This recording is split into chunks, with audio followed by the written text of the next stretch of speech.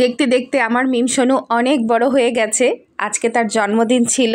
সারাটা দিন আমার বাচ্চাটা অপেক্ষা করছে মা আর বাবা কখন আসবে। তার বাবার হচ্ছে সন্ধ্যা 6টায় ছুটি, আর আমি সন্ধ্যার সময় বাসায় আসি।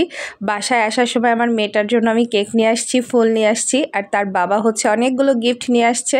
তার বান্ধবীরাও হচ্ছে তাকে অনেকগুলো গিফট দিয়েছে। তার নানু তাকে সুন্দর একটা ড্রেস বানিয়ে দিয়েছে।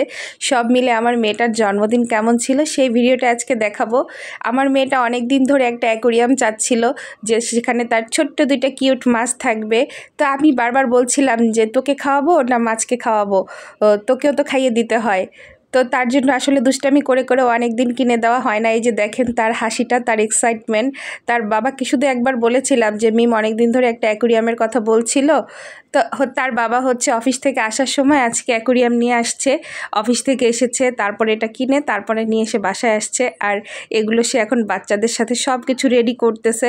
আর তার মেয়ে দুইটা কি পরিমাণ যে খুশি, এক্সাইটমেন্ট ছিল তাদের। এই আনন্দগুলোই তো আসলে জীবনের পরিপূর্ণতা দান করে। আজকে আছে কালকে থাকবে না, জীবনে কি হবে না হবে, মিম আজকে এখানে আছে কালকে কোথায় যাবে, এত চিন্তা করে আসলে মিমকে তো আমরা বড় করিনি। মিম আমাদেরই অংশ, আমাদের পরিবার, আমার রক্তও বলা যায়, আমার বোনের রক্ত আর শরীরে। এর থেকে আর বড় ভালোবাসার জিনিস আমাদের কাছে আর হতে পারে না। তাছাড়া ও আমাদের ফ্যামিলি মেম্বার, ও আমাদের ঘরের প্রাণ, আমার কলিজার টুকরা।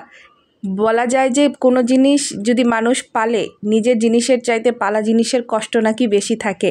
আমার কাছে কেন জানি মনে হয় নিজের সন্তানের চাইতে ভাগনা ভাগ্নি, তারপর ভাইয়ের ছেলে, এসবের জন্য কিন্তু আত্মা বেশি টানে। আমি জানি না কার কেমন হয়, তবে মিমকে আমি যতটুকু ভালোবাসি, আমার যদি আরও 10টা 5টা বাচ্চা কাচ্চাও হয়, আমার মনে হয় না এই ভালোবাসার আমি ভাগ কোথাও করতে পারবো। সেই ছোট্ট একটু হাত পা, ছোট্ট একটু নখ, ছোট্ট দুটো চোখ সহকারে মিম আমার হাতে এসেছিল।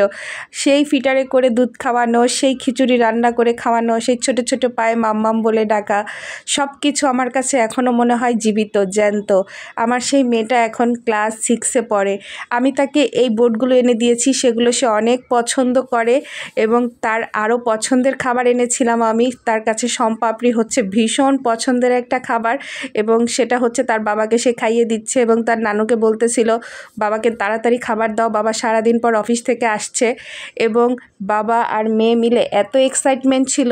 আমার চাইতে বাচ্চারা সবসময় তার বাবাকে বেশি ভালোবাসে। আমি জানি না কেন, সারাদিন পরিশ্রম করি আমি ওদের কাছে থাকি কি লাগবে না লাগবে, কিন্তু দুইটা মেয়েই বাবার জন্য পাগল। সজীবকে তারা ভীষণ পছন্দ করে, ভালোবাসে। বিশেষ করে মিম তো তার বাবাকে ছাড়া কিচ্ছু বোঝে না। শুক্রবার বা যদি কোনো বন্ধের দিন থাকে, বুধবার তার বাবার বন্ধের দিন থাকে, সেদিন হচ্ছে সে ওয়েট করে তার বাবার জন্য, স্কুল থেকে আসবে আর সেদিন তার বাবাও তাকে স্কুল থেকে নিয়ে আসে। এটা তার জন্য খুবই আনন্দের একটা বিষয় যে আজকে তার বাবা তাকে স্কুল থেকে আনতে যাবে। জীবনের এই ছোটোখাটো আনন্দ নিয়েই যেন বেঁচে থাকতে পারি। দোয়া করবেন আমার মেয়েটা যেন জীবনে অনেক বড় হয়, ভালো মনের একজন মানুষ হয়। ডাক্তার, ইঞ্জিনিয়ার, যা কিছুই হোক না কেন, সবার উপরে যেন সে একজন ভালো মনের মানুষ হয়। এটার জন্য দোয়া করবেন।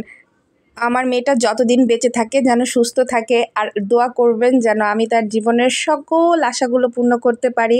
তার জীবনের কোনো চাওয়া যেন অপূর্ণ না থাকে, সেটা ছোট হোক আর বড় হোক।